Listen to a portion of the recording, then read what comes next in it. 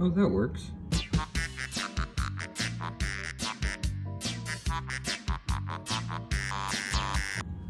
Welcome to a showcase of a... Oh, my hands are really big. Welcome to a showcase of a game that I programmed on my Casio calculator. It is called Dungeon Escape. I made it in a couple days. I think it actually... If I go to credits... No, about... Yes.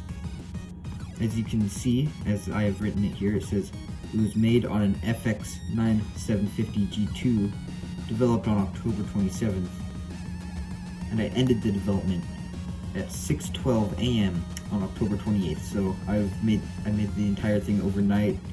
I just put that there so I would never forget it. This is version 1.1.3. Basically, that doesn't mean anything. If you really want to know what it means that I want it to sound really cool. Anyway, let's get into the review. So if you click the how to play section right here, it will show you, it'll have a little prologue. For one reason or another, you awake in a strange dungeon. The main goal is to escape alive. Your character is represented with the square symbol. You can move it with the D-pad-like thing in the upper right corner. This thing right here. It's very beautiful.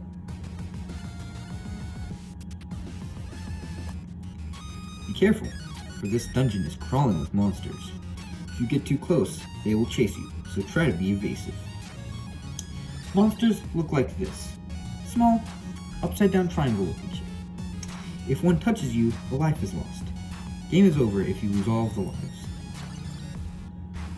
To go to the next level, you need to go through the door on the right side. There's just one problem. It's locked. To unlock the door, just grab the key, as represented by this symbol. When you do, the door will open, allowing you to pass through. And that's it. So, if I play it right here, I can have two game modes. There's the arcade game mode, which it goes on forever. But then there's the story mode, which randomly generates a number between 5 and 50, and basically whenever you go through that many levels, you get to escape. But we're just going to do arcade for now. Alright, now there's 5 levels. There's the baby level, which is for people who don't know how to play video games at all. There's the loser level, which is the recommended level for beginners. Hard as balls, which is my favorite, honestly. There's always running, where the monsters are always chasing you and you cannot lose their attention. And there's literally impossible, which I'll show you at the end. It's very special. We'll just go for level 2 right now, since it's really easy. And number of enemies, we'll go for 1 for simplicity. Alright, so as you can see, the level randomly generates. This is what level you're on. I'm currently on level 2 because I kind of effed up the last time when I was trying to make... I don't have a script for this, I'm sorry.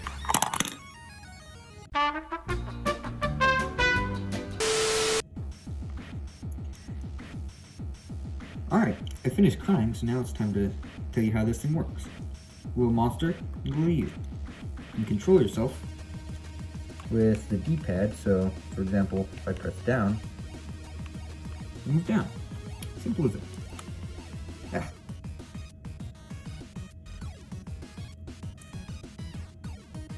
Now, you see, I need to get this key to unlock this door and be able to move through it.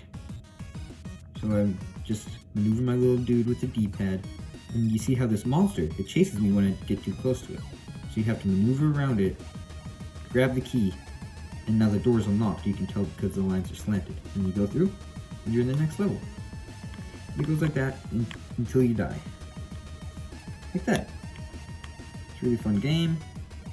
Now I'll show you what happens when you die to the monster. So, you're running, and then it hits you.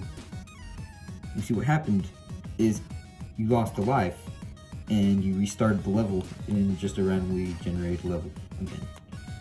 So you can retry, and oh no, the monster got you again. And oh no, it got you again. Uh-oh, you're on your last life. You better not run into a monster. So this is what happens when you run into 4 monsters in a row. It says, the monsters in the dungeon have finally bested you. You kill the monsters beside you, and you sit down to die. Loser.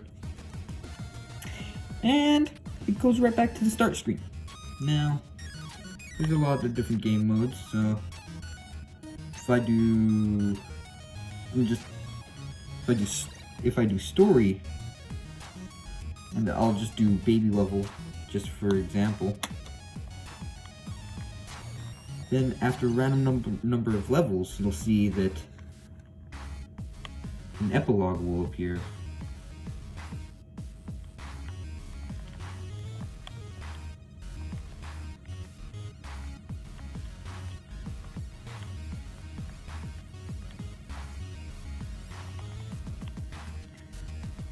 Alright, so as you can see, well, first thing that you probably saw was that,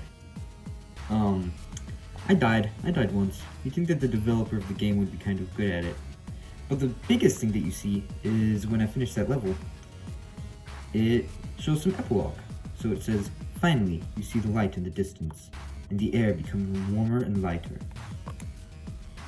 As you turn to the next room, you're greeted with a wall of blinding light and a pleasant warmness on your skin. You emerge in the middle of an overgrown rainforest. Behind you lies the catacombs you were trapped inside. You are lost and starving, but you feel lucky anyway because you somehow managed to survive 25 days there. You win. And it just shows the number of days, which, as I said previously, is between 5 and 50. It just happened to be 25, which is a little on the low end, so yay RNG. Ugh! I have a big hand. But yeah, anyway, it just goes right back to the start screen, menu, whatever it's called. And I'll show you, one thing that I forgot to mention earlier is, on a hard level, like, say, level 3, you move much slower. Just examine how slow I am moving. Alright? But if I choose a difficulty like baby level, I can move much swifter because it's an easier level. So that's just another thing. Level doesn't just determine how fast and how far away the enemy can sense you. It also determines how fast you can move. That's a weird bug. Should probably fix that. Whenever I move back and forth on the D-pad really fast, it shows two main protagonists. Oh well. Anyway, so now I'm going to show you what it's like to have two characters, alright? So, if I'll choose two enemies instead of one this time, there are two that shows up. And there are actually some very interesting strategies that you can do with this. Like, see, what I'll do is I'll go up north, and I'll attract their attention upwards, so they can go down, and I kind of drew their attention away, and now they can't see me because their line of sight is like over here. If I got a little bit closer, they'd see me. But yeah. That's two enemies. There's two more. A weird glitch that sometimes happens is, let's see if I can do it. Sometimes the characters, like the monsters, can go in the same spot and then it just morphs into one monster. Doesn't seem to be doing it now, but sometimes it does it. Oh no, I forgot the key! I really do suck at this, don't I? So that's Dungeon Escape, a procedurally generated dungeon crawler where you escape from a dungeon, as said in the title. Very creative title. Basically, you can play in story or arcade, you can choose one of 4 difficulties and one of 2 enemies. You can also learn how to play it. You can look at the credits. Wow, what long and extensive credits. That's my name. And you can learn about when it was developed, what version it's in, and what it was developed on. And finally, when you're done playing, you can leave. And it's also very polite about it. Thank you, come again. So yes, that was Dungeon Escape. If this gets any traction, I'll show you another review of another game on this calculator. Until next time, cheers! So, I forgot to show the literally impossible level. It's 6 a.m. now and I haven't fallen asleep yet, so... yeah, this is literally impossible. It's like...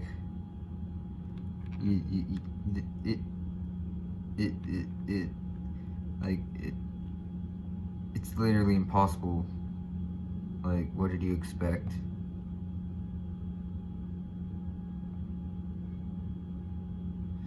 I think my family is all woken up. I should probably go to bed.